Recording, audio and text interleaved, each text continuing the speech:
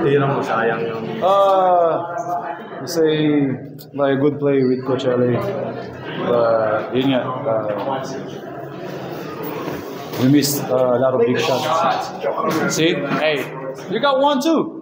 So, Save missed wide open 3. Yung pinasa ni Jerome, it could be big.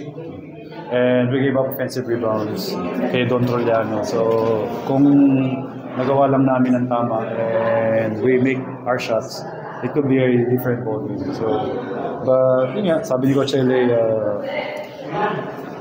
hindi lahat baga parang hindi naman papabor na. So, for me, you gotta just keep trying. So, yun, bounce back. Sinasabi niya na move on this game. We have a game on Sunday, so it's gonna be big game against a champion team. So, Kakapasok mo lang yun tumira ka naman. Yeah, I think na-fouled out si Mark. So, nag-sub ako sa kanya. So sa'yo, yung play talaga? Yeah, actually, niraran na namin siya couple of times. Yung last 2 na ginamit namin to get a quick shot. So, hindi naman medyo bago sa akin yung play niya. Alam ko na kung So, depende lang kung ano yung kailangan, kung ano yung kailangan ni shoot. So, malok yun. Yeah.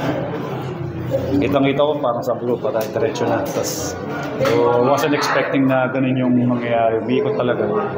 So, yun. I mean, di naman lahat papabor sa'yo minsan. So, you gotta live with that. Open naman and well-executed play. So, no regrets. All back-to-back na mabibigat na lang. Yes. PMD naman. Sabi lang sa amin ni Coach, gotta dig deep.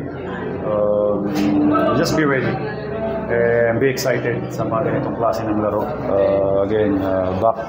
Our 2 losses boils down to 1 possession. So now, another game on Sunday against a champion team, Coquentex. So, we just gotta be ready.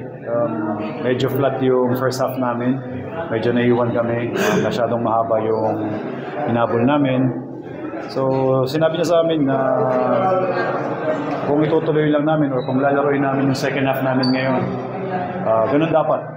From the start hanggang matapos, ganun dapat yung tema ng laro namin. So, yun nga, another mistake dun sa part namin, we start slow. So, sana matama namin. Maging ready kami sa Sunday.